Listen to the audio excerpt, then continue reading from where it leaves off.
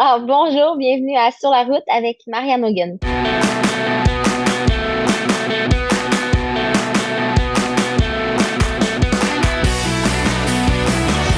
Mesdames, messieurs, votre gagnant, c'est 110 km! Si tu commences à te sentir bien en courant un ultramarathon, fais-toi-en pas, ça va passer. Grand champion du 125 km! C'est la Minute NAC et aujourd'hui, je vous parle de la poudre protéinée Ultra Recovery, la chose à intégrer à votre routine post-entraînement. C'est pas compliqué, c'est une poudre hyper protéinée qui est conçue pour améliorer la récupération des athlètes d'endurance. Ça vous aide à développer vos muscles, à réduire les douleurs musculaires et à faciliter la réhydratation.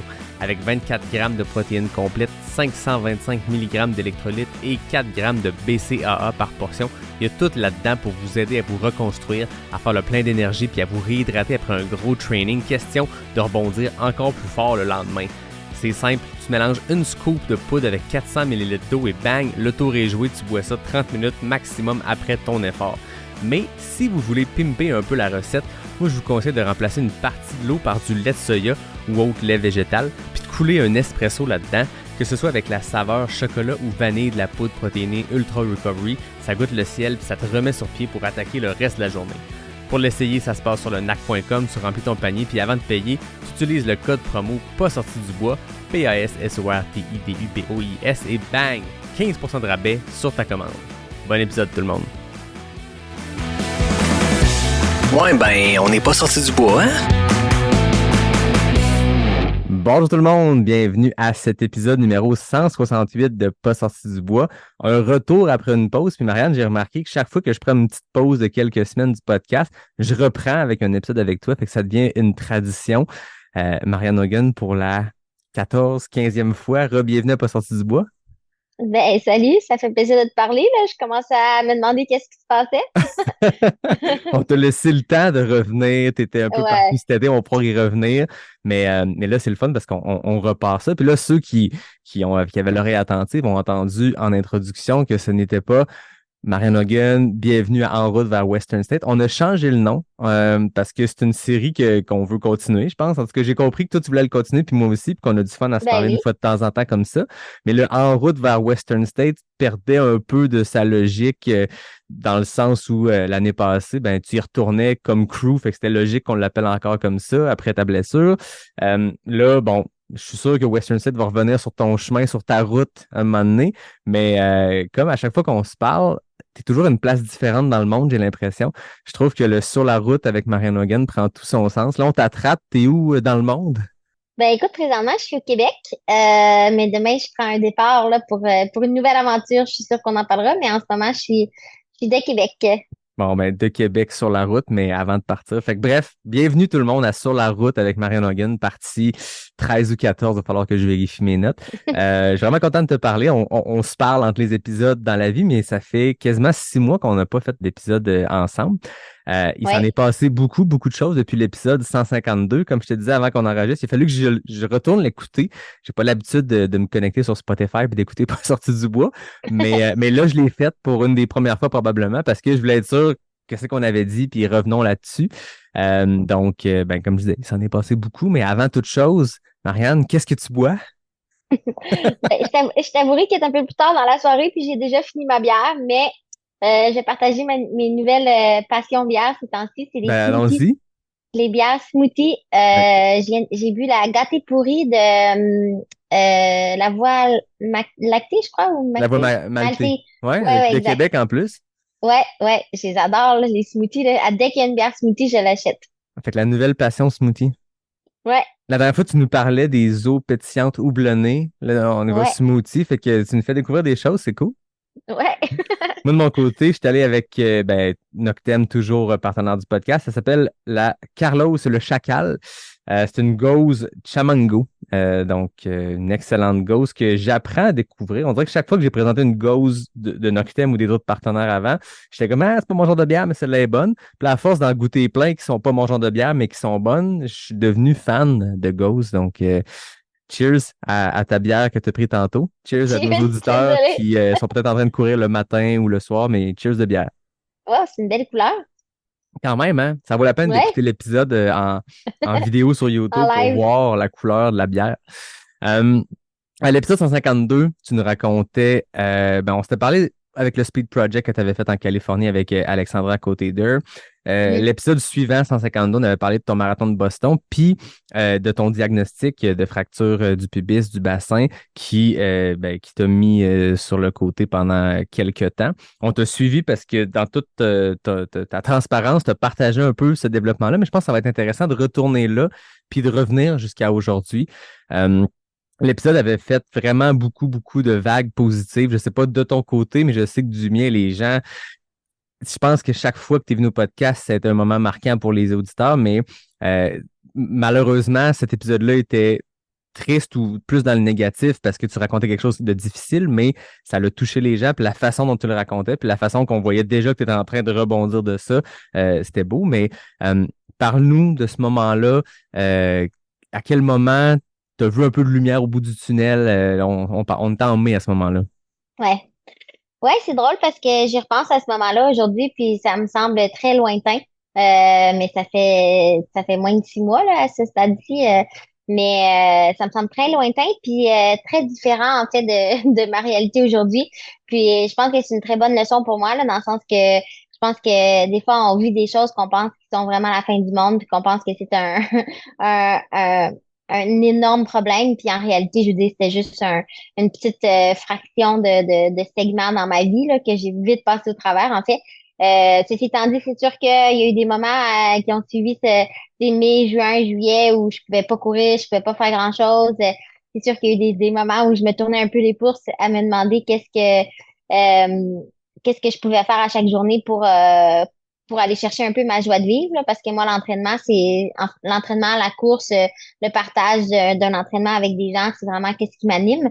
Donc, il a vraiment fallu que je que je trouve d'autres avenues pour faire ça. Mais vraiment, aujourd'hui, je réalise que c'est rien, là, tu as une blessure, il faut juste que tu passes au travers, puis rapidement, tu peux reconstruire. Et puis, je retrouve aussi la joie de pouvoir reconstruire. Tu sais, en fait, ce qui est arrivé, c'est que depuis le mois de mai, en fait, j'ai pris 3 mois complètement off où j'ai absolument rien fait de niveau entraînement. C'était vraiment la stratégie la plus sécuritaire pour un retour le plus rapidement possible. Donc, moi, c'est vraiment la décision que j'ai prise, là. Pas de cross-training, rien du tout pendant 3 mois. Et puis, quand j'ai recommencé à courir en juillet, euh, en fait, ça a été quand même assez difficile, là. J'ai recommencé avec le plan de retour à la course à pied de la clinique du coureur. Puis je me rappelle pertinemment bien que je suis allée faire des 3 fois 1 minute de course. Et puis, j'étais super essoufflée, j'étais vraiment out of shape. Là, tu sais, je me sentais, là, j'avais l'impression de courir, c'était vraiment difficile. Mais là, tu vois, depuis juillet, j'ai vraiment progressé. Puis c'est ce que je trouve vraiment impressionnant. Et puis, tu sais, je l'ai dit plusieurs fois dans les épisodes, mais moi, c'est vraiment quelque chose que je trouve qui est cool de voir que c'est nous qui travaillons pour devenir les personnes que nous sommes. C'est pas juste comme je claque pas des doigts un jour puis je suis capable de courir. Non, c'est que petit à petit, chaque jour, je cours de plus en plus, je m'entraîne. Évidemment, j'ai fait du cross-training, j'ai fait beaucoup de vélo, mais aujourd'hui, je suis rendue à un stade beaucoup plus avancé que mon 3 fois 1 minute de course en juillet qui aurait pu facilement me décourager. Tu sais, je pense que c'est ça qui arrive aussi beaucoup pour les gens qui commencent à courir. C'est que c'est difficile, la course à pied. Il y a pas de quand ton corps est pas habitué de le faire, ton corps trouve ça quand même assez difficile. Mais bon, déjà 3 mois après ce début-là, puis je me sens déjà beaucoup mieux. Puis je recommence à trouver là, des petites sensations de la personne que j'étais avant ma blessure au mois de mai. Donc ça, je trouve ça très encourageant. Mais ça revient vite. Je pense que c'est une leçon d'humilité. Ça doit être difficile pour le moral de recommencer, comme tu dis. Tu viens de remporter plein de courses. Tu viens de terminer deuxième à l'UTMB. Puis quelques mois plus tard, tu fais du fractionné 3 fois 1 minute avec l'alternance avec la marche. Mais en même temps, comme tu dis, on revient vite. Tu sais, le temps que quelqu'un qui a jamais couru, qui commence à courir, qui fait ce programme-là, qui commence à faire des intervalles marche-course, jusqu'à pouvoir faire demi-marathon, marathon, peu importe, cette durée-là peut être très, très longue pour la plupart des gens. Avec blessure, on recommence à l'échelle 1. Donc, on recommence à la première marche, disons, mais on remonte plus vite l'escalier, hein. Oui, c'est sûr, mais n'empêche que je pense qu'il y a quand même c'est quand même un processus qu'on se doit de faire. Puis je pense même si on revient de blessure puis on a déjà tout le background derrière nous, je pense que c'est quand même démonstratif que plus on s'entraîne à faire quelque chose, plus on est capable de faire cette chose. Donc, moi, je trouve ça encourageant dans les deux sens. Mais effectivement, revenir de blessure, au début, ça te semble insurmontable, mais éventuellement, tu retrouves la courbe, elle va vite aller retrouver la forme. Puis ça, c'est super encourageant. Puis, en quelque sorte, c'est le fun à vivre, là. C'est des petites victoires au quotidien qui font plaisir. Ouais, c'est ça. Je vais revenir avec quelque chose que tu as dit. Tu disais retrouver ou en fait trouver du plaisir dans le quotidien alors que là, il n'y a plus d'entraînement, il n'y a plus de course à proprement parler, course comme sport. Il y a de la course parce que tu as participé à des événements d'autres façons. Je vais vouloir y revenir, mais au quotidien, quand tu as pris ce 3 mois off-là, puis que tu n'étais pas sur la route en train de faire du crew à Western State, des fins de semaine qui doivent être intenses puis qui doivent tu dois retrouver le plaisir de l'événement de course. Mais dans ce quotidien-là, c'était quoi qui a ressorti comme étant qu'est-ce qui n'est pas venu remplacer la course, mais qu'est-ce qui te faisait du bien au quotidien? Ben, c'est niaiseux, mais moi, en fait, je vois un peu la course comme une sorte de méditation, en quelque sorte. Je trouve que des fois, je vais courir, je mets mes écouteurs, puis je suis vraiment capable c'est pas nécessairement méditer, mais c'est le terme le plus proche que je peux retrouver, mais c'est le fait que je peux m'évader. Donc, moi, j'ai trouvé que c'était quand même super important pour moi de prendre un moment pour ma journée, puis, tu sais, je mets de la musique, puis je vais m'asseoir dans un coin, puis tu sais, je faisais quand même des exercices, je faisais quand même des choses qui faisaient en sorte que je faisais quelque chose comme tu sais, des petits étirements ou des petits renforcements que je pouvais faire. Puis j'en faisais comme pendant 1 heure de temps dans un bel endroit. Puis ça me faisait quand même du bien. Donc ça, c'est une chose que j'ai pu faire pour essayer de retrouver ou restimuler un peu là, l'heure de course que j'aurais que j'aurais préféré faire, disons. Mais sinon, c'est ça, c'est que j'ai décidé de ne pas me retirer du monde de la course à pied ou tu sais, j'ai décidé de justement y aller de l'avant. Tu sais, je suis allée passer quand même 2 mois en Californie. Après ça, je suis allée passer 2 mois en Europe avec les équipes avec qui j'aurais dû faire les courses. Puis ça m'a fait beaucoup de bien parce que je trouve que il y en a beaucoup qui me posaient la question en me disant est-ce que c'est difficile pour toi d'être là une fois que tu sais est-ce que c'est difficile pour toi d'être là sans être capable de courir, puis moi je trouve que le contraire est beaucoup plus difficile dans le sens que être à la maison en train de regarder la course à distance, j'aurais trouvé ça beaucoup plus difficile, tandis que tu sais, faire partie d'une course d'une différente façon, ça m'a fait beaucoup de bien. Donc j'ai pu accompagner évidemment Mathieu dans les tu sais, dans les semaines de préparation.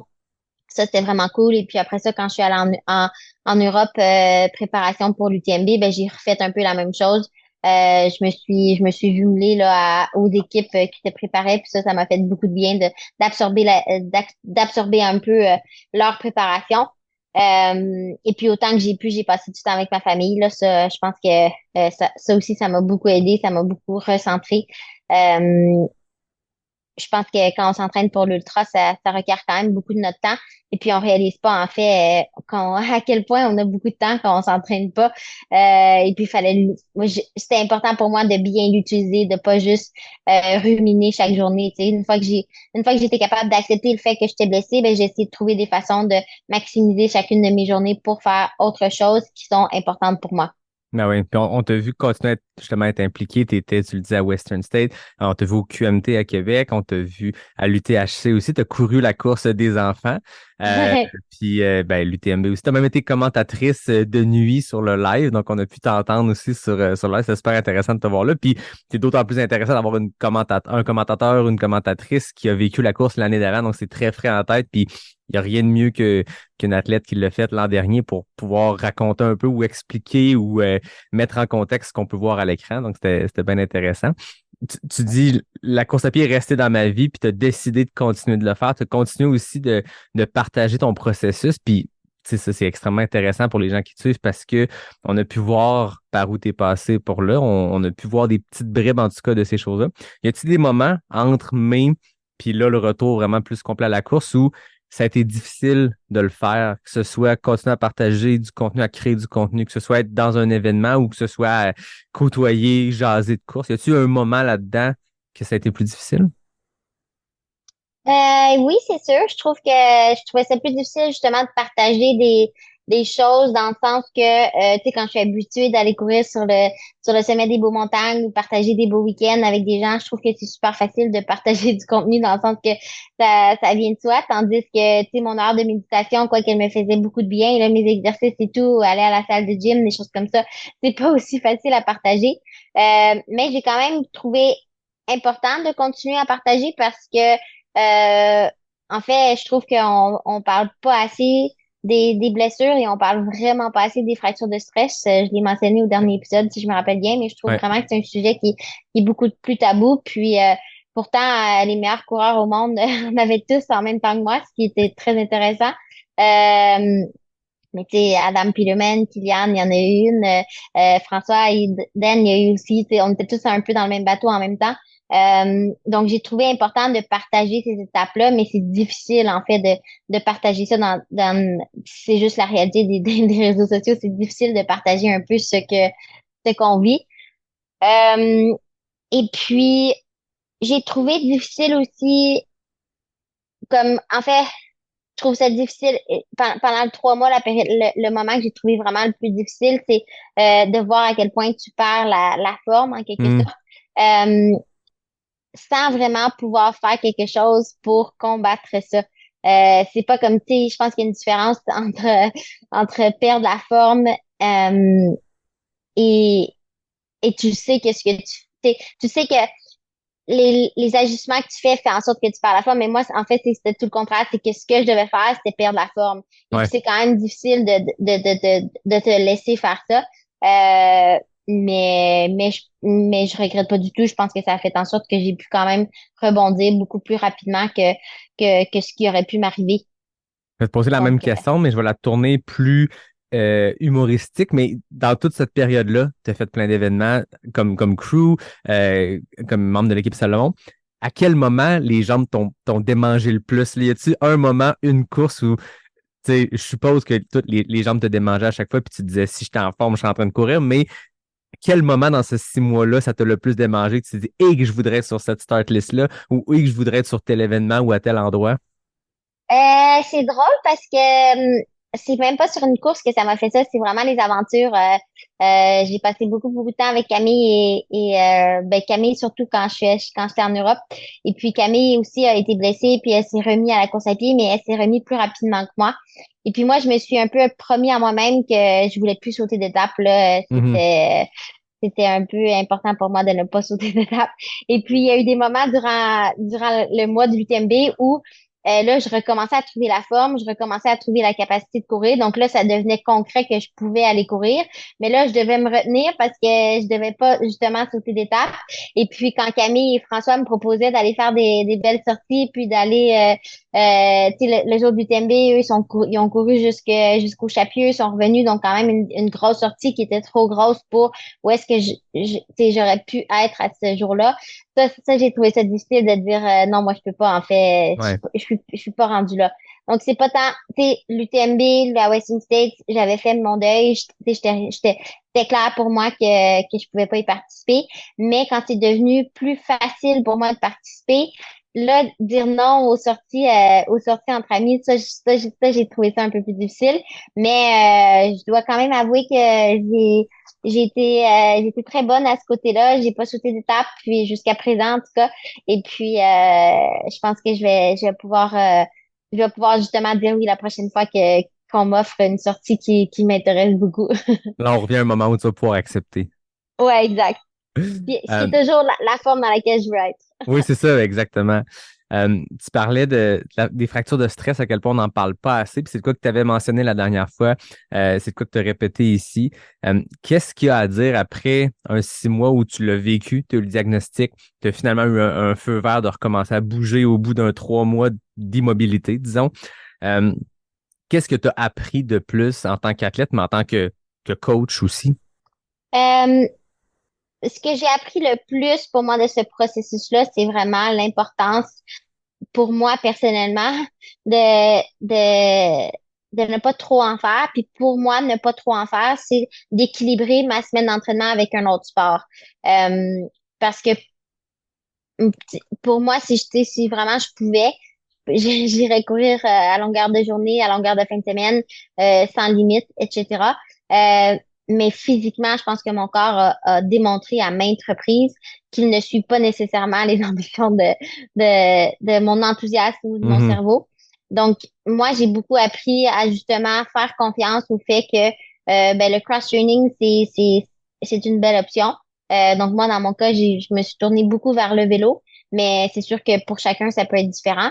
Mais moi, je me suis tournée beaucoup là-dessus. Puis, je trouve que oui, concrètement, en tant qu'athlète, et puis on pourra en discuter aussi parce que le côté entraîneur est venu jouer un rôle là-dedans aussi. Mais il y a beaucoup de positifs à ajouter justement des sessions de vélo pour transférer à la course à pied, sans pour autant, justement, moi, mon problème, c'était le volume que je donnais à mon corps qui n'était pas prêt à absorber. Donc, ça m'a beaucoup aidé. OK. Mais ouais, je te dirais que c'est le gros takeaway que j'ai pris là, durant ces mois-là. Ouais, puis on en voit beaucoup, tu sais, depuis dans les 10 dernières années, des athlètes d'ultra qui sont un peu passés aussi par ce processus-là, de faire de l'entraînement quasiment uniquement en course à pied avec du gros volume, puis d'ensuite, suite d'une blessure ou suite à autre chose, de se mettre à transférer ce volume-là vers un deuxième sport, faire de l'entraînement croisé pour décharger un peu les articulations, le corps, ce que la course peut te faire subir, mais passer ces longues heures-là sur autre chose. On t'a vu faire beaucoup de vélo à des endroits vraiment laids. Ça avait l'air d'être des cols extrêmement difficiles à regarder. Non, t'as été à des endroits magnifiques. Fait que le vélo là-dedans, t'en faisais déjà avant avec le triathlon et tout, mais là, concrètement, de te remettre sur le vélo comme ça, est-ce que tu y retrouves autant de plaisir qu'à la course? Ben, c'est ça qui est vraiment très intéressant, c'est que j'ai fait du vélo, mais je réalise que j'ai toujours utilisé le vélo comme je faisais des entraînements ou, tu sais, dans le temps de triathlon, c'était des entraînements spécifiques ou une sortie de 2 heures, une sortie de 3 heures. Puis je t'avouerai que encore aujourd'hui, je suis moins excitée par une sortie de 2 heures de vélo que je suis d'une sortie de 2 heures de course. Ouais. Par contre, le gros bémol que je vais mettre, c'est que comme là, pendant mes mois où je me remettais en forme, mais j'avais comme le droit de faire du vélo quasiment illimité, là, évidemment, avec une certaine considération, mais je prenais énormément de plaisir à me planifier des aventures à vélo, chose que je n'avais jamais faite au préalable. Donc, tu sais, je me préparais des gros itinéraires en passant par des cols mythiques. Et puis, ce que je trouve le fun à vélo, c'est que tu peux t'arrêter vraisemblablement très souvent dans des cafés. Tu sais, en fait, ce qui est drôle, c'est que la course à pied, quand tu te sors un gros itinéraire, c'est rare que tu vas passer par beaucoup de petits cafés, des petits restos, des petites villes. Ou tu sais, le vélo, ça permet quand même de voir énormément de choses. Donc, j'ai pris beaucoup de plaisir à me préparer des itinéraires et des aventures pour explorer plus de l'Europe. Devrais-je dire, c'est des gens qui m'envoyaient c'est des locaux là, qui m'envoyaient souvent des GPS. Ils disaient, ah, je veux faire une grosse journée. Puis là, j'ai des gens qui m'envoient des GPS. Ça, j'ai beaucoup adoré. En fait, je loadais la GPS dans ma montre, puis j'avais aucune idée où est-ce que je m'en allais, mais je faisais juste suivre le tracé. Puis ça, j'ai vraiment adoré. Là, je pense que ça m'a permis de justement aller chercher le côté aventure que j'aime tellement de la course à pied, sans pour autant augmenter mon risque de blessure. Puis en plus de ça, ben, c'est sûr que ça m'a remis en forme plus rapidement que si j'avais juste suivi le plan de retour à la course à pied, là. Ouais. Donc ça m'a beaucoup aidé, ouais. Mais je t'écoute, j'ai l'impression que tu as retrouvé le plaisir que tu as déjà raconté sur le podcast d'aller un peu vagabonder, tu sais, de partir à la course, puis des Ouais, entraînements qui sont plus de durée et non d'objectifs de vitesse ou peu importe, où tu disais partir dans des villes, que ce soit Montréal ou autre, puis te laisser un peu guider par l'instinct, te promener, passer près des terrasses, tu sais, puis revenir, puis repartir, puis d'arrêter dans un café. Je sens que tu as comme retrouvé ce plaisir-là, mais avec le vélo. ouais. Oui, absolument. Puis ouais, j'ai beaucoup aimé, là, j'ai visité des endroits superbes. Puis je trouve ça fun aussi parce que j'ai pu faire des belles sorties avec des gens, tu sais, des fins de semaine complètes où on avance puis tu sais, on loue un hôtel juste une fois qu'on est comme à 1 heure d'arriver. Là, tu sais, ce genre de trucs-là, c'est des choses qui m'animent beaucoup. Et puis après avoir fait 3 mois de sédentarisme complet, ça m'a fait beaucoup de bien là, de retrouver ça. Puis, comme tu as dit, les paysages étaient quand même extraordinaires en Europe. Et puis, j'ai eu la chance d'avoir un nouveau vélo. Là. Je sais pas si tu l'as vu, mon vélo en bois. Mais mon vélo en bois et moi, on a parcouru beaucoup l'Europe cet été, puis ça m'a fait beaucoup de bien, ouais. Beaucoup de dénivelé, puis le fun du vélo, j'ai l'impression, surtout en Europe, c'est que tu peux faire pas mal plus de cols puis de points de vue différents qu'à la course parce que nécessairement tu couvres beaucoup plus de distance, hein. Ouais, j'ai trouvé ça cool aussi faire le tour de l'UTMB à vélo Ouais. parce que c'est un peu drôle, mais quand t'es coureur puis tu suis le sentier, t'as aucune idée en fait qu'est-ce qui est où, qu'est-ce qui est quoi. Tandis que là, en le faisant en vélo, j'ai pu comprendre en fait tu sais, comment tu passais d'une place à l'autre. Donc, c'est fou à quel point aussi ma géographie ou ma connaissance de la géographie européenne a pris un grand saut cet été. Ouais, puis je pense que, tu sais, oui, l'UTMB, quand tu regardes la map de très haut, ça semblait juste une boucle autour du Mont Blanc, puis tu t'attends à ce que chaque fois que tu regardes à gauche, tu as le Mont Blanc, mais c'est vraiment pas ça du tout. Je me rappelle, moi, sur les tronçons que j'ai fait dans CCC, tu tournes, puis tu dis, OK, c'est quoi la montagne à droite? Parce que, il me semble, le Mont Blanc va être à gauche vu qu'on tourne tout le temps vers la gauche dans le sens anti-horaire. Puis finalement, non, tu sais, je veux dire, c'est plein de petits serpentins, puis tu te perds un peu de village à l'autre, alors que là, ben, en le faisant en vélo, tu as pu le découvrir. C'est quoi Ouais. ton col ou l'endroit en vélo que tu as découvert qui était ton plus grand coup de cœur? Ouf, ça c'est quand même très difficile. Ça prend des questions difficiles, là, tu sais. Je suis là Ouais. pour ça, là. Ouais. Euh, j'ai beaucoup aimé le col de l'Isoire. Puis pour nous rendre au col de l'Isoire, on a passé par un tout petit col qui s'appelle le col de l'Échelle, qui est en fait les deux sont comme assez près de Briançon là, pour te situer là. Mhm. On est parti de Valsénie puis on a fait 2 journées en faisant des gros cols et puis c'est des cols mythiques le col de l'Isoire. C'est sûr qu'il a déjà passé au Tour de France plusieurs fois, mais il était très long puis en haut c'est des longs serpentins qui font en sorte que tu arrives puis t'as l'impression que t'es un peu euh, seul au monde. Puis pour une raison que j'ignore, il y avait vraiment pas beaucoup de monde au col de l'Isoire, tandis qu'il y en a des plus gros qu'on a fait qui sont très très connus mais qui sont très très aussi en fait parcouru, donc autant en voiture qu'en vélo, mais ça fait en sorte que des fois c'est un peu chaotique. Ben, les cyclistes qui écoutent, mettez ça à votre bucket list si vous ne l'aviez pas déjà. Ouais, absolument.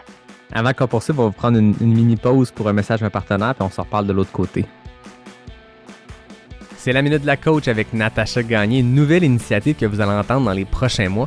Avant qu'on se lance dans la tonne de sujets et de questions qu'on a identifiés, j'ai le goût que tu te présentes pour ceux qui n'auraient pas écouté l'épisode 87 quand tu étais venu au podcast.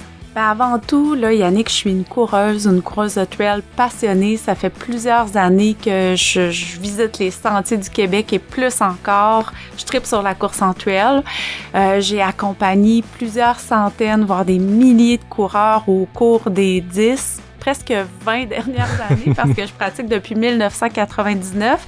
J'ai été aussi formatrice de plusieurs entraîneurs, plusieurs coachs en course à pied que je suis encore aujourd'hui puis que j'encourage dans leur pratique. Puis j'ai la chance d'accompagner aussi des petits coureurs par le grand club de course. Donc je tiens aussi à dire que le plus important, c'est que vous nous posiez vos questions parce que on est là pour vous. On veut être pertinent pour vous autres puis vous amener à avoir encore plus de plaisir puis de vous sentir encore meilleur coureur. Ben, merci beaucoup, Natacha. Je pense qu'on va avoir beaucoup de plaisir avec cette capsule-là dans les prochains mois. À la semaine prochaine! J'ai goût de revenir à la date du 5 juillet. Parce que à cette date-là, c'est là que en tout cas, c'est la date que tu as annoncé que tu avais passé ton IRM puis que tu avais un genre de feu vert pour recommencer à bouger. À partir de ce moment-là, d'un point de vue vraiment entraînement entre maintenant puis ce moment-là, comment tu l'as prévu? Est-ce que tu avais déjà des objectifs quelque part dans le calendrier? Est-ce que tu pensais déjà ça ou tu étais plus à court terme? Non, je te dirais que je me suis mis aucun objectif. Je pense que c'était important pour moi justement de repartir avec. C'est vraiment la grosse erreur que j'ai fait en 2022. Fin 2022, quand mon corps était pas nécessairement prêt, j'avais déjà des objectifs en tête, puis je suis repartie sans vraiment écouter les symptômes de mon corps en me disant que ben j'avais des objectifs puis je devais faire tout ce qu'il fallait pour y arriver. Donc là, je voulais vraiment faire ça de façon inverse. C'est vraiment de s'assurer que mon corps était en bonne santé avant de me remettre quoi que ce soit. Mais depuis le 5 juillet, je me fais coacher, ce qui est Oh! vraiment une nouvelle, ce qui est vraiment une nouvelle. Ça, c'est sûr que ça requérait une adaptation de ma part, puis les gens qui m'entourent et qui me sont proches trouvent ça toujours drôle aussi à quel point je suis un plan d'entraînement en ce moment, parce que c'est sûr que c'est différent de ce que je faisais avant, Mhm. mais je voyais vraiment ça comme une étape qui allait m'aider en fait à contrôler mon volume et puis m'amener dans la bonne direction si on veut. Donc Comment ça s'est présenté, cette depuis opportunité-là de coach? Tu avais ça en tête dans ta période d'arrêt de dire je vais reprendre avec quelqu'un qui encadre?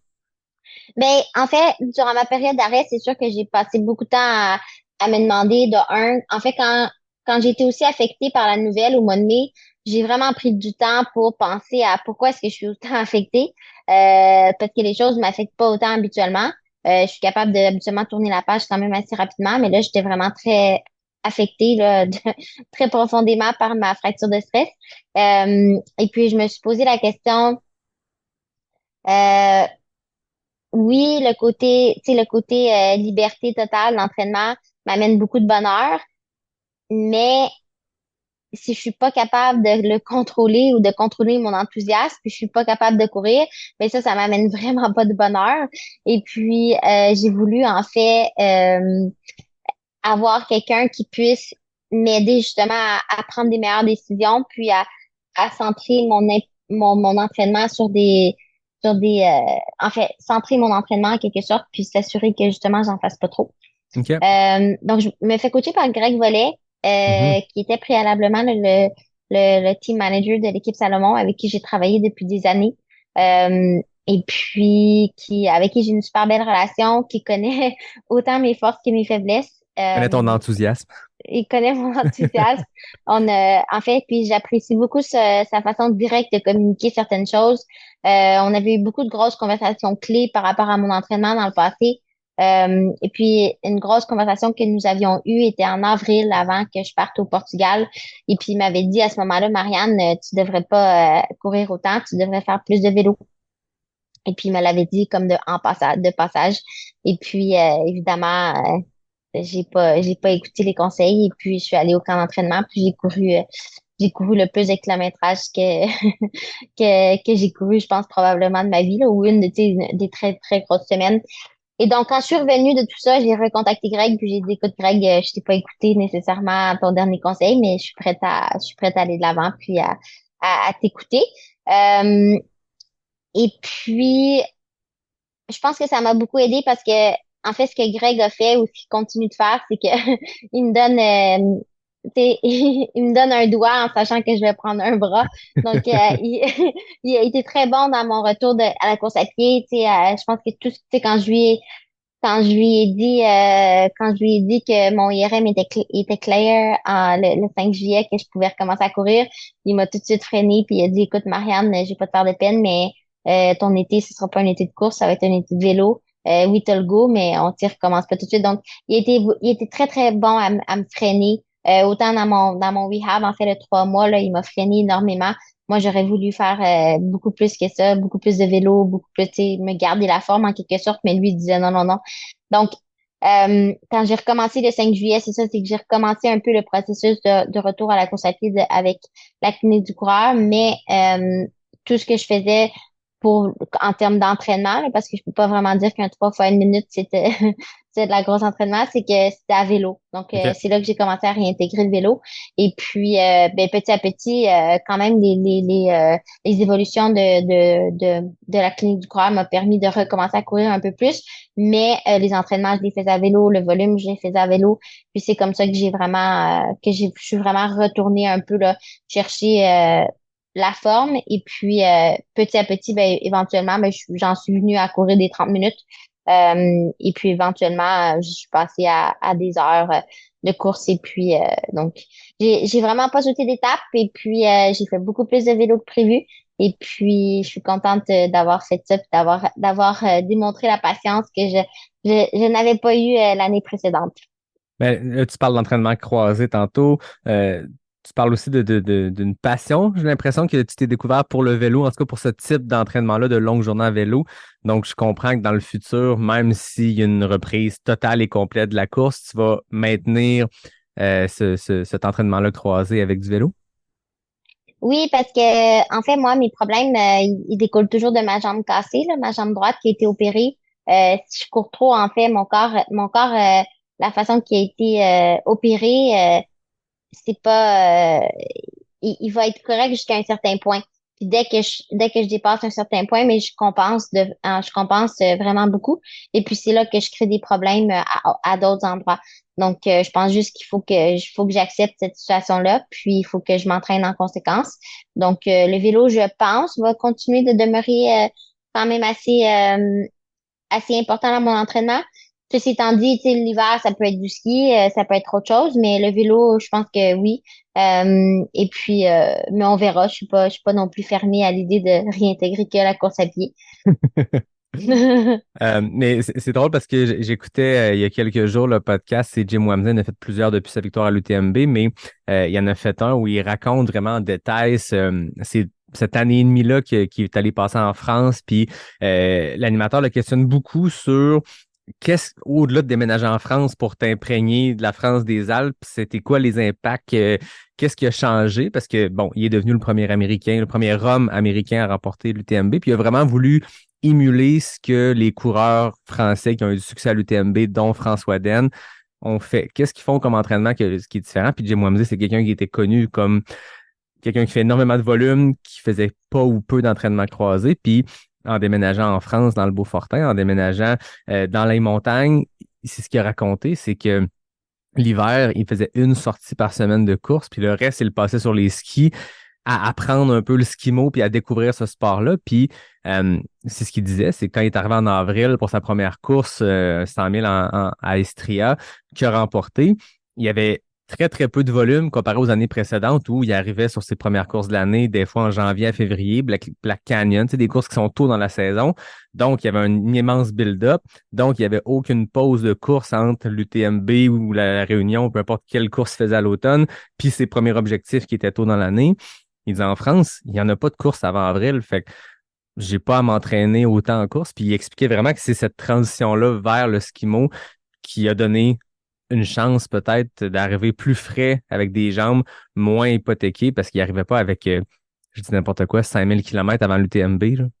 Ouais, ouais, c'est sûr, c'est sûr. Je pense que donc ça c'est un autre point en plus, mais je pense que aussi pour les corps plus fragiles, le cross training va vraiment aider à la prévention des blessures. Donc je pense que c'est Mhm. deux choses qui sont deux raisons pourquoi c'est bon d'intégrer du cross training.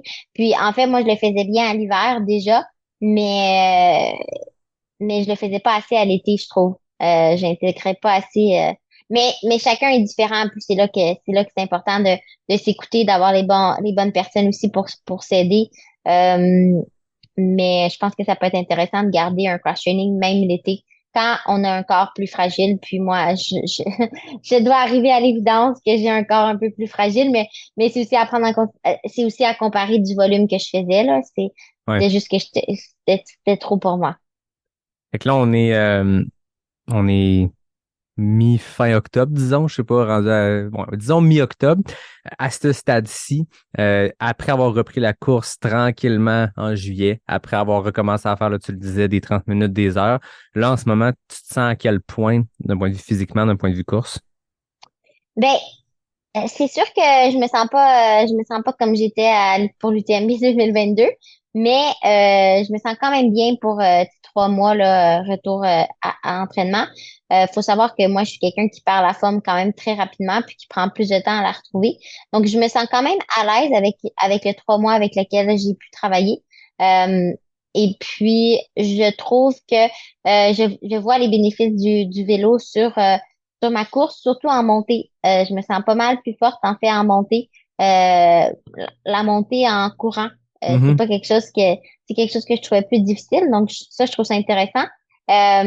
Mais il va me falloir, puis je le reconnais, il va me falloir quelques courses plus longues pour me rassurer sur le fait que j'ai pas besoin de faire autant de volume. Tu sais, je pense qu'il y a toujours cette partie-là, si je suis honnête avec moi-même, qui, Mhm. qui est inquiète du fait que je fais pas autant de volume, puis pour que je sois en forme, faut que je fasse du volume. Puis tu sais, pour moi, c'est vraiment quelque chose c'est parce que dans le passé, c'est comme ça que je me suis sentie mieux. Donc, il faut juste que je change ça, mais je pense qu'il va me falloir des courses plus longues pour, pour, pour me convaincre moi-même que c'est une bonne option. Euh, On parle puis souvent je de suis faire vraiment, confiance au processus. On entend en anglais le trust the process. Puis ouais, j'entends que tu fais confiance à l'entraînement. Puis en ce moment, tu en vois le potentiel, les bénéfices, mais ça va te prendre une course où tu te sens bien en arrivant avec peut-être une fraction du volume kilométrique de course que tu avais dans le passé pour comme faire OK, le process, il marche en maudit, là. ouais, je pense que oui. Fait que j'ai hâte de voir ça un peu. Mais puis il faut aussi que je réalise que faut que il va me falloir une course pour croire au potentiel du process. Parce que, tu sais, comme je l'ai dit, je suis juste à 3 mois en entraînement, là. Ouais. Je pense que après un an, je pense que ça peut avoir tu sais, encore plus de bénéfices. Puis il faut que j'en sois consciente. Puis il faut pas que j'ai des attentes trop élevées par rapport à tout ça. Puis je trouve ça normal tu sais, ça fait juste, comme je dis, ça fait 3 mois que je suis de retour. Puis, euh, il faut juste que ma tête comprenne ça là, pour mon prochain objectif. Ah ouais. Là, je sais que les gens écoutent puis ils se disent, OK, on veut savoir, bon, ben, c'est quoi la prochaine course et tout. Je poserai pas la question tout de suite, mais je rebondis sur ce que tu dis sur une note plus personnelle. Mais tu sais, j'arrive là en fin de saison. J'ai fait ma dernière course de l'année hier, puis c'était un peu ça pas ma crainte, parce que j'ai pas peur, mais je veux dire, c'était mon appréhension cette année de diminuer drastiquement le volume par rapport à mes années passées. On s'entend, c'est pas des volumes qui se comparent le total, mais moi, ce que je faisais dans les années passées versus ce que j'ai réussi à faire cette année, c'est une fraction c'est quasiment 50%. Puis j'avais quand même des objectifs ambitieux en distance. Tu sais, je retournais pas dans le 100 000 après la naissance de mon gars. Je l'ai fait en janvier, mon 100 000 de l'année, fait qu'il était réglé. Mais ça reste que, bon, j'avais QMT 80, Arcana 125 qui demandent une grosse préparation. Puis je regardais les volumes que j'avais faits par le passé en 2020 quand j'ai fait mon premier build-up vers Arcana 125. Je regardais cette année et je me disais, ouch. Tu sais, en termes de vraiment volume kilomètre par kilomètre, c'était une fraction. Mais je fais confiance à Eric DM, moi, dans mon cas, qui est mon coach. Je fais confiance au processus où ça a toujours été plus de qualité que de quantité depuis que c'est lui mon coach. Mais là, avec le temps que j'ai, puis je veux dire, les horaires incertains, là, j'ai jamais été aussi peu discipliné dans ce que Eric me donne à faire. Parce que, bon, avec la nouvelle vie, les choses changent. Puis, je me suis rendu compte, pour moi, en tout cas, que ça faisait aucune différence, hein.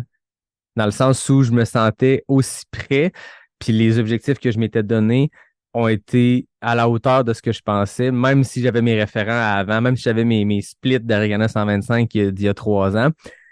Puis ça a été ça ma surprise de l'année, parce que je l'assumais pleinement de me dire, je veux faire Arikana, ça me prend ma qualif western, je veux continuer d'avoir ce rêve-là, puis de continuer à builder up sur cet objectif-là, mais ça prendra le temps que ça prendra. J'ai pas le volume habituel que j'ai, puis pourtant, oui, mon temps était plus lent qu'en 2020, mais c'est plein d'autres facteurs. C'était les piscines de boîte qu'on avait sur le terrain, mais concrètement, j'ai fait une meilleure performance pour moi dans mes sensations qu'il y a 3 ans, avec une fraction du kilomètre. Puis j'ai fait OK, il y a quelque chose qui se passe dans la qualité versus la quantité. Il y a plein de choses, il y a plein d'autres facteurs externes. C'est pas une science exacte, mais je parle vraiment, moi, mon expérience à moi cette année. Là, j'arrive en fin de saison, tu fais des fois des petits bilans personnels de comment ça a été. Puis je suis comme, je vais m'en rappeler de celle-là. C'est sûr que quand je vais avoir un peu plus de temps pour faire plus de volume, je vais le faire, mais dans une année où je m'attendais à- à avoir des journées, disons, plus difficiles dans mes courses objectifs, ça s'est vraiment bien passé. Fait que c'est mon apprentissage de la journée. Ouais, ouais, je suis d'accord. Ben, je suis contente que tu aies eu cette réalisation-là. J'espère que moi aussi, je vais en Je venir suis à une certain. réalisation semblable.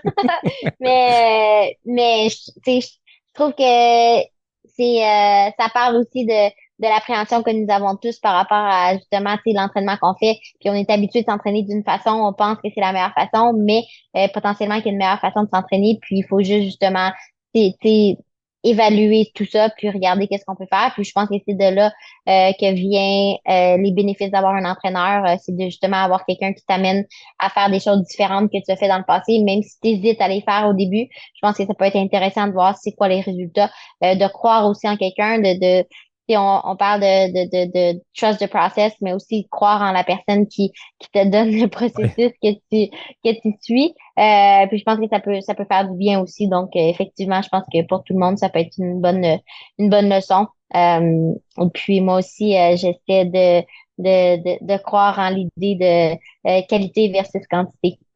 Puis de faire ce processus-là comme athlète avec un coach, est-ce que ça influence la coach que tu es? Oui, c'est sûr, mais c'est différent aussi. C'est sûr que c'est- Greg a une approche en tant que coach qui est différente de la mienne en tant qu'athlète et coach. Mhm. Je pense qu'on recherche pas nécessairement tous la même chose, comme je dis, comme j'ai expliqué plus tôt. Mais c'est sûr qu'il aborde des sujets qui me font repenser certaines choses ou comment moi aussi je pourrais intégrer certaines choses au coaching que je fais. Donc, effectivement, je pense que en fait, on devrait toujours essayer de s'inspirer des gens qui nous entourent. Puis si je les choisis en tant qu'entraîneur, c'est parce que j'en vois beaucoup de positifs. Donc, c'est sûr que tout ce qui tout ce qu'il fait ou me dit de faire, j'essaie d'en tirer le plus, là, autant qu'en tant qu'athlète que coach. Intéressant. Qu'est-ce qui s'en vient, hein? La nouvelle série qui s'appelle Sur la route de Marianne. Qu'est-ce qui s'en vient sur ta route, là? Ouais, alors écoute, demain je pars en Chine. Donc avec Mathieu et Alix, on va faire une course en Chine la fin de semaine prochaine. OK. S'appelle le Taigu. C'est pas très connu ici, mais c'est une très grosse course en Chine. Puis je pense que ça va s'avérer être une très belle aventure. On part pour 2 semaines. On va après ça, on va aller passer une semaine un peu plus dans les montagnes de l'Ouest. Là, c'est un peu plus au sud, là. On atterrit à Shanghai. C'est à 4 heures d'auto de Shanghai. Et puis, le parcours va l'air vraiment cool, là. On passe sur la muraille de Chine. On passe un peu dans les villes. Dans votre course? Puis, ouais, Ah la ouais. course, ça passe sur la muraille de Chine, puis après ça, elle va dans les montagnes qui ont l'air vraiment cool. Donc, je trouve ça vraiment le fun, en fait, qu'on aille faire ça ensemble. Les trois, on fait ça un peu plus en mode relax. Pour moi, évidemment, c'est une course de reprise. Pour Mathieu, c'est une course, en fait, pour se faire du plaisir, comme Alix. Donc, je pense que ça va être une belle aventure. Puis, justement, ça va être facile ou ça va être plus facile pour moi de justement essayer d'accepter le processus avec une course comme ça qui est sans pression, sans rien du tout. Donc, j'ai quand même assez hâte d'aller faire ça là. Donc, demain soir, on s'envole. Et puis, la course, c'est samedi prochain. OK. Puis c'est combien la distance que tu fais?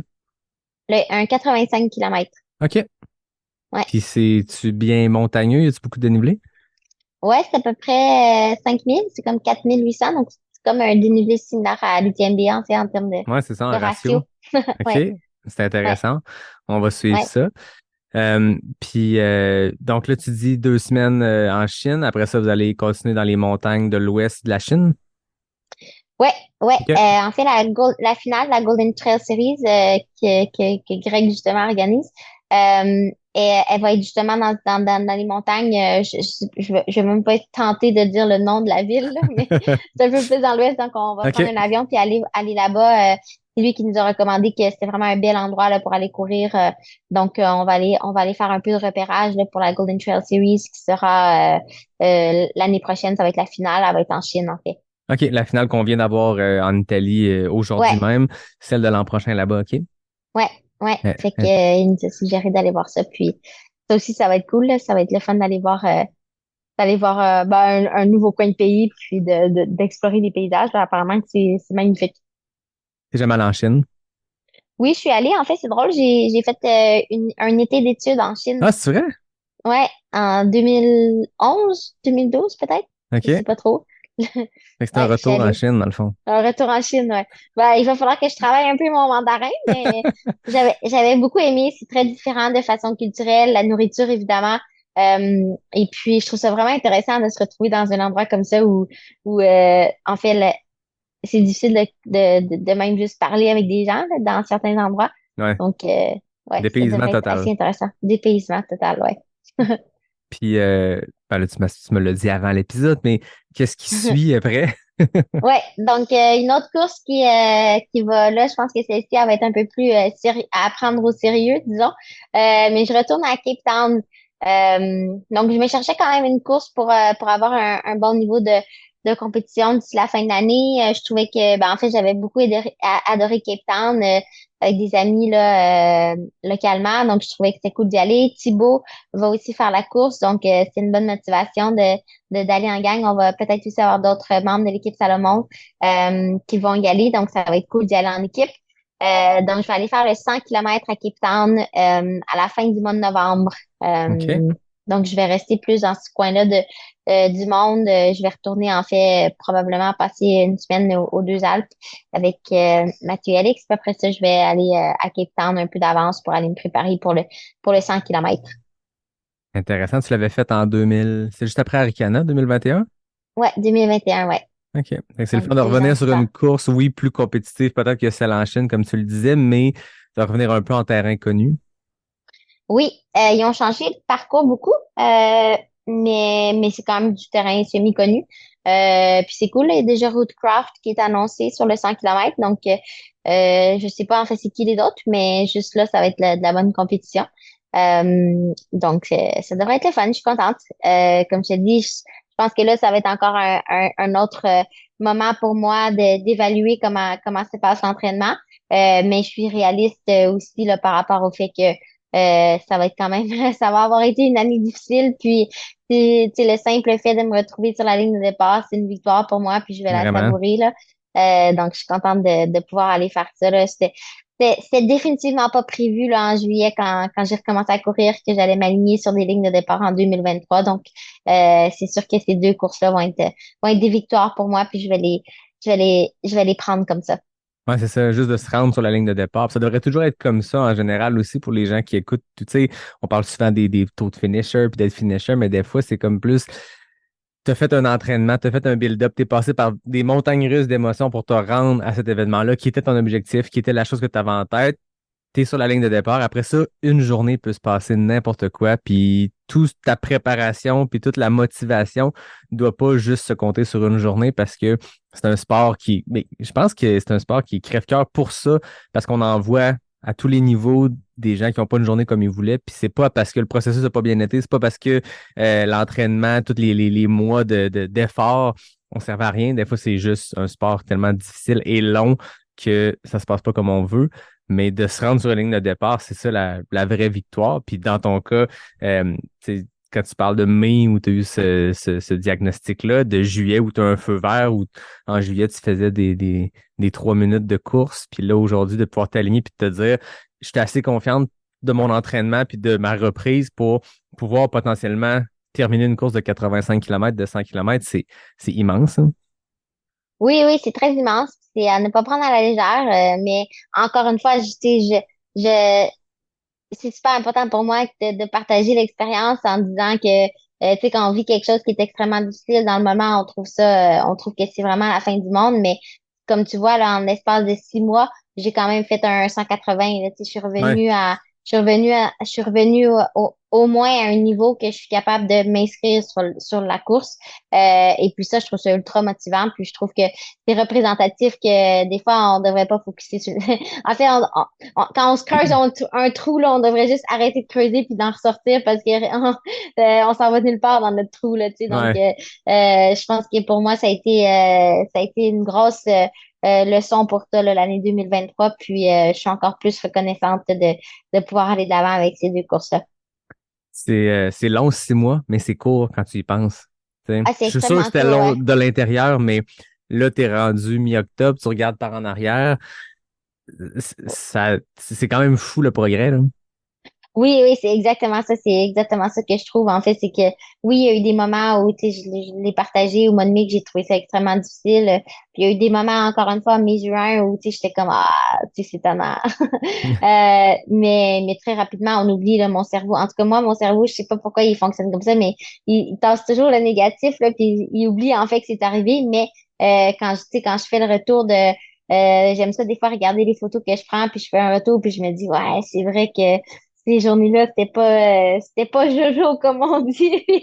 Mais au final, on s'en sort puis tout va bien, là, tu sais, c'est juste une autre épreuve à, à parcourir puis éventuellement on sort de l'autre côté. Ouais, le cerveau a cette faculté-là d'oublier.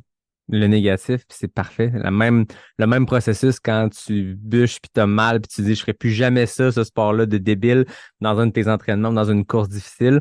Puis le lendemain, t'es comme, non, mes jambes sont pas si pires, finalement. Bon, Ouais, à exact. quoi je peux m'inscrire? Tu sais, on le vit tous, puis en ce moment, il y a du monde qui doivent commencer à penser à leur année 2024, puis des fois, quand tu es dans tes courses, tu te dis, bon, pourquoi je fais ça? Puis on oublie vite les moments négatifs, puis on focus sur le plaisir que ça donne, là. Ouais, exact. Tu as été cette année à la Western State, à l'UTMB, à d'autres courses. Tu étais aussi j'oublie son nom, Côte d'Azur à UTMB. Tu as fait plusieurs courses. Euh, En tant que fan du sport ou en tant que coéquipière des athlètes Salomon ou des athlètes de d'autres équipes, peu importe, c'est quoi les performances que tu retiens, toi, comme fan du sport, quand tu regardes ça cette année, des choses qui t'ont impressionné, toi, qui ont attiré ton attention? Ouf. C'est C'est une champ très gauche bonne un peu question. comme question, ouais. Je t'ai lancé une balle courbe. Ouais. Ben, il y en a beaucoup, là. C'est sûr qu'il y a des performances que je trouve très inspirantes, mais en fait, je vais aller un peu dans le dans le passé qui est le plus proche de ce que de où est-ce qu'on est aujourd'hui, mais j'ai vraiment adoré voir Camille et puis François retourner sur l'île de la Réunion faire la Ouais. course. Les deux, en fait, j'ai beaucoup de respect pour eux, évidemment retour de blessure, retour sur une ligne de départ en sachant qu'ils ne sont pas à 100%, s'ils sont pas au maximum de leur habileté. S'aligner sur une course comme la Diagonale des Fous, c'est pas facile. J'en dis avec quelques personnes qui ont fait la diag, puis euh, c'est toujours le commentaire que c'est extrêmement difficile, là, la diag. En fait, évidemment, c'est facile, c'est un walk in the park à comparer. Mais j'ai aimé ça les revoir, tu sais, donner un peu de eux-mêmes. Puis tu le voyais que très rapidement, en fait, ils étaient très excités d'être là, mais le corps éventuellement a trouvé ça plus difficile que. Ouais. Mais les deux sont allés jusqu'au bout, puis ils peuvent être très fiers de leur performance. Puis ça, c'est des choses que j'apprécie beaucoup. C'est beau de voir un Euh, François Den qui l'a gagné 4 fois, qui, chaque fois qu'il s'aligne sur la diagonale, il est sûr qu'il est le favori, puis que le monde met de la pression indirectement parce que tu l'as gagné 4 fois, puis d'arriver post-blessure, puis de la faire au complet, puis de terminer 8e, puis d'être heureux comme si il l'avait remporté parce que pour lui, c'est une giga victoire. Puis sortons du sport compétitif, regardons l'homme, l'athlète qui a été, comme toi, plusieurs mois arrêté. Il a complété une traversée de l'île. Après ça, la position, on s'en fout, là. Il a retrouvé le sport ouais. qu'il aime. Fait que c'était juste beau de le voir comme un gamin, être aussi content, comme tu le disais, sur la ligne de départ, mais même sa réaction émotive sur l'arrivée, ça valait tout, là. Ouais, ouais, j'ai beaucoup aimé ça. Puis je pense que ça m'a beaucoup parlé parce que, ben, évidemment, je suis dans une situation assez similaire. Mais effectivement, je trouve que ça a été vraiment beau. Mais je peux pas passer aussi à côté de l'UTMB de Mathieu. Je trouve que j'ai beaucoup aimé le voir, en fait, se battre jusqu'à l'arrivée, en ayant une journée très difficile. En fait, quand on a fait la Transalpine ensemble, il y a eu des journées où je trouvais ça vraiment difficile. Puis Mathieu, il m'avait dit, c'est les journées les plus difficiles, en fait, qui sont les plus impressionnantes. Parce que quand tout va bien puis tout c'est facile, en fait, c'est là que, en fait, quand tout va bien, oui, c'est impressionnant que quelqu'un bouge aussi rapidement, mais c'est quand quelqu'un se bat contre euh, des, tu sais, des choses qui vont pas bien ou quand ça fait mal puis que ça va vraiment pas être une mauvaise journée, mais que tu passes au travers. C'est vraiment ça qui est impressionnant. Puis c'est vraiment ce qui est arrivé dans le cas de Mathieu. Et puis en plus de ça, je veux dire, il a fini quatrième. Là, il a C'est ça pas, tu c'est ça qui sais, est énorme, là. il a réussi avec une journée complètement, tu sais, je l'ai jamais vu aussi en douleur. Et donc ça, j'ai beaucoup aimé. J'ai beaucoup aimé voir ça.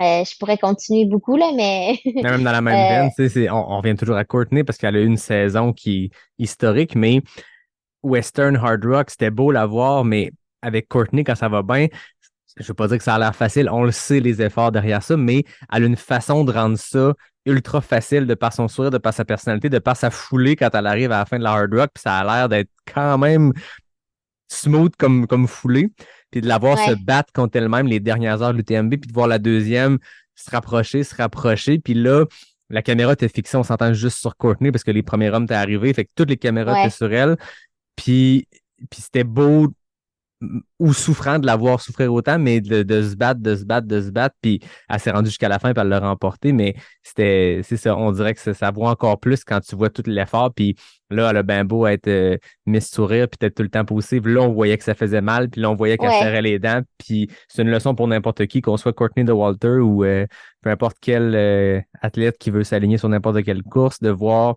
la meilleure au monde, serrer les dents puis trouver que ça fait mal, ça nous rappelle qu'on est tous des humains puis c'est normal que ça fasse mal, là. Ouais, c'est sûr. Tu parlais de la Diag. On t'a vu t'entraîner dans les derniers temps avec Katie Scheid et avec Camille Bruyère. Les deux ont fini première et deuxième à la diagonale. Est-ce que tu suivais avec peut-être un peu plus d'intérêt la diagonale comme tu connaissais ces deux filles-là et d'autres? Oui, absolument. En fait, je suivais la diag pour toutes les raisons que j'ai dit, là. Mais oui, avec Camille puis Cathy, en fait, je suis allée faire l'Ultra Spirit, donc qui est la course de François Daine, là, Ouais. dans le Beaufortin. Donc, on était une équipe et puis on a couru 3 jours ensemble. Puis évidemment, les filles ont parlé beaucoup de la diag parce qu'à ce moment-là, les deux savaient qu'ils y allaient. Donc, effectivement, puis c'est deux filles que j'adore. En fait, Camille, c'est devenu une très bonne amie. Puis Cathy, évidemment, je la côtoie un peu moins, mais tu sais, je l'apprécie tout autant. Et puis, c'est sûr que j'ai voulu les suivre. Puis c'était quand même une belle course. Je pense qu'il y avait du très bon calibre, là. C'était beau à voir aller, donc j'ai voulu suivre ça.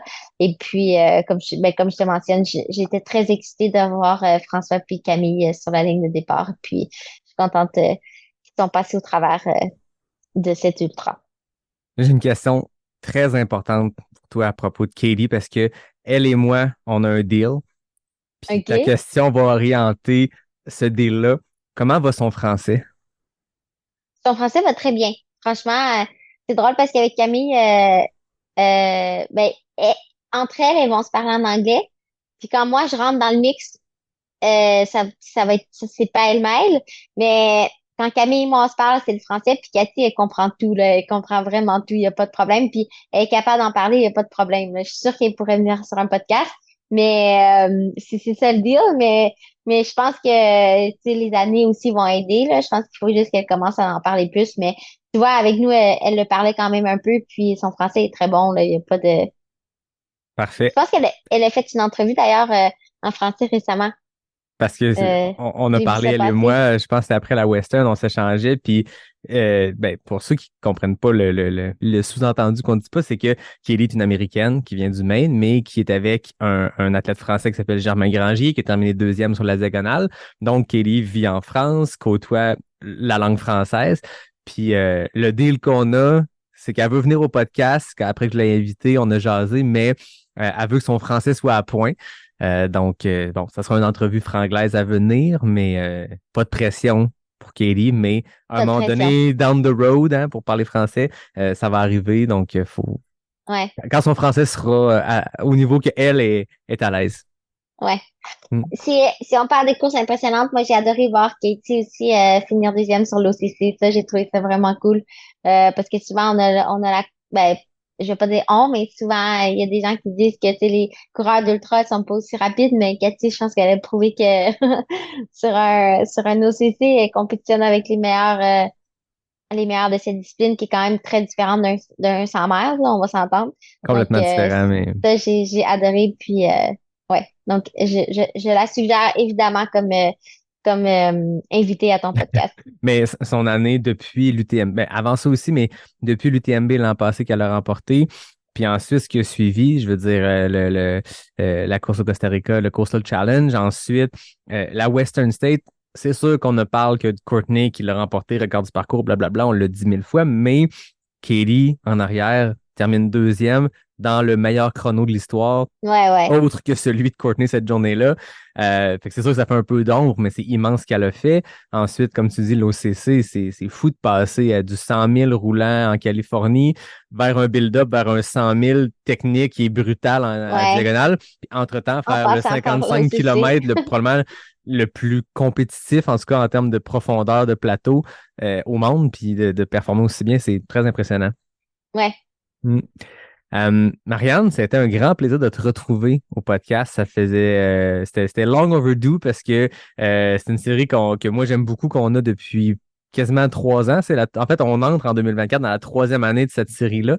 Mais bon, le dernier 6 mois, je voulais te laisser un peu d'air, puis je voulais pas insister, puis on s'en était parlé de toute façon, on laissait le temps faire les choses, mais je suis content que tu aies accepté de continuer, puis je suis sûr que les gens sont très excités de savoir qu'est-ce qui va s'en venir dans cette série-là qu'on a renommée Sur la route de Marianne Hogan. Ben oui, ça fait plaisir. Je suis contente d'être pu revenir discuter des derniers 6 mois. Et puis, ben, j'ai hâte de voir qu'est-ce qu'on va discuter prochainement. Ce serait peut-être pas vers la Western States 2024, mais je suis certaine qu'il va y avoir des belles choses qui vont s'aligner. En fait, ça va être en route vers Western State parce que moi, j'ai décidé que j'allais être pigé. Moi, cette année, je vais avoir 4 tickets en décembre, donc 3,9% de chance d'être pigé. Hein, je l'ai dit aujourd'hui, 2024, c'est ça mon oral. Le monde me dit, c'est quoi tu fais l'an prochain? C'est la Western, je vais être pigé. Donc, je vais pouvoir aller chercher de l'info. Donc, ça fera partie de la série ou pas. Mais moi, je suis convaincu. Moi, j'envoie ça dans l'univers, mais juin 2024, mais je vais être là-bas. 4%, c'est signé, ça. C'est énorme. Je pense que je devrais tout de suite réserver mon Airbnb dans ce coin-là. Je pense que je devrais, hein? Je prendrai tes bonnes adresses après. C'est bon. Marianne, un grand merci. Comme d'habitude, moi, je termine en remerciant NAC, qui est ton partenaire, mon partenaire pour le podcast, qui est le partenaire, bien sûr, principal. Puis, on vient de re-signer pour 2024. Fait que vous allez m'entendre parler de NAC encore longtemps. Ils ont des belles affaires qui s'en viennent aussi, donc ça va être très cool. Noctem, bien sûr, qui est le partenaire de bière, Capic 1, et aussi Ubald, le partenaire de gin. Un jour, Marianne, il faudra partager un gin. Je sais pas si t'es fan de gin, mais là, Ubald, ils ont des bien belles affaires. Là. Ben, je suis prête à le goûter. Tu es prête à le goûter, pas de pression. Comme d'habitude, je remercie David Hébert qui signe le design graphique, mais qui a aussi complété son premier Bromont Ultra 25 cette année, donc on le félicite. Je sais que toute la communauté pas sortie du bois le connaissent de nom parce que je le nomme depuis 168 épisodes, mais là, il a terminé son BU 25, donc je le félicite au nom de toute la communauté pas sortie du bois. Puis on se dit à la semaine prochaine parce que là, on revient, pas sorti du bois, il n'y a plus de pause. Je veux dire, ça fait 4 semaines, j'étais un peu partout sur la route, mais là, on revient, pas sorti du bois pour les semaines à venir. Donc, on se dit à la semaine prochaine. Puis, Marianne, on se dit au mois prochain. Bonne course en Chine. Puis, on se reparle quelque part entre la Chine et l'Afrique du Sud. C'est bon. Merci. Ciao.